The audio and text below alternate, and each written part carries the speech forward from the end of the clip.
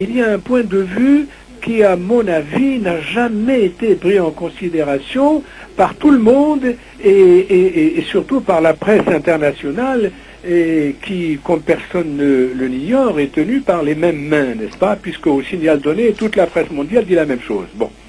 Alors, lorsqu'on a un adversaire en face de soi, qu'on n'est pas d'accord avec quelqu'un, il faut essayer de se mettre à sa place et voir quelles sont ses raisons, quelles sont ses motivations. Peut-être qu'il a raison, peut-être que c'est nous qui nous trompons. Alors écoutons-le et voyons voir. Alors, je vous préviens tout de suite, moi je suis un catholique croyant et pratiquant, donc en tant que chrétien je ne peux pas faire de racisme ni de choses comme ça, mais j'essaye de comprendre un petit peu les islamismes. Les islamistes, enfin puisqu'on les appelle comme ça, ce sont des gens qui ne veulent pas de notre démocratie, parce que la démocratie, pour eux, ils savent ce que ça veut dire.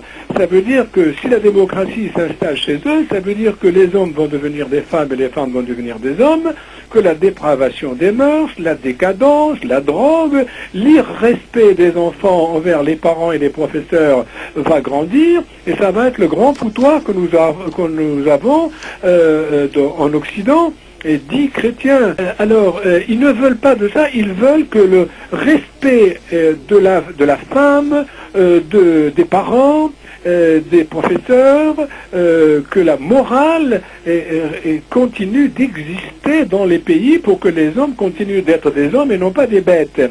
Alors, comme ils voient qu'ils n'ont pas d'autres moyens de lutter contre cette avancée de la pseudo-démocratie qui amène la décadence et la dépravation et la désolation, eh bien, ils ont des actes de violence parce qu'ils n'ont pas d'autre choix.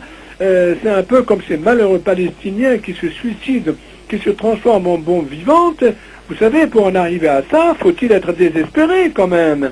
On les appelle des terroristes, mais ce sont des désespérés qui donnent leur vie.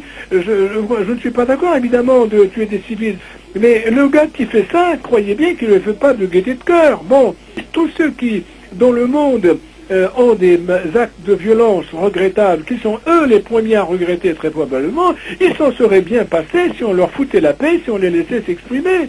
Voyez-vous, moi j'habite dans le 18e, je discute souvent avec des Maghrébins, des Turcs et des musulmans, on discute de tous ces problèmes-là. Je leur dis carrément que moi je suis un chrétien pratiquant et que, bon, voilà, les choses sont ce qu'elles sont et on s'entend très bien.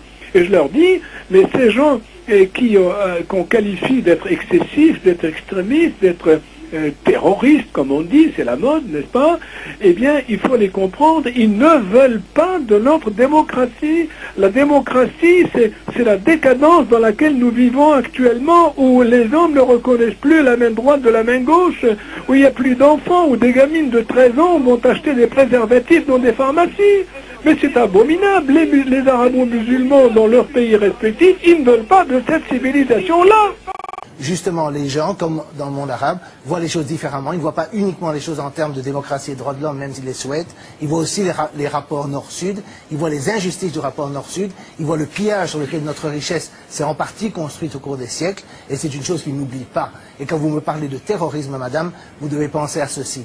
Faites l'accumulation de la guerre d'Algérie, de l'intervention de Suez, de la création d'Israël, du soutien occidental aux guerres israélo-arabes, aux interventions au Liban, et finalement dans les deux guerres du Golfe, et l'embargo contre l'Irak pendant 13 ans, et le renversement de Mossadegh en Iran. Alors demandez-vous qui attaque qui menace qui a le droit d'avoir peur, qui a le droit de se sentir menacé. Est-ce que c'est nous à cause de quelques attentats terroristes, ou bien c'est eux à cause d'une politique consistante, cohérente, impérialiste, criminelle, qui s'étend depuis des décennies. Ça, c'est la question que les gens se posent, c'est la question que les gens se posent en Amérique latine, c'est la question qui se pose en Asie.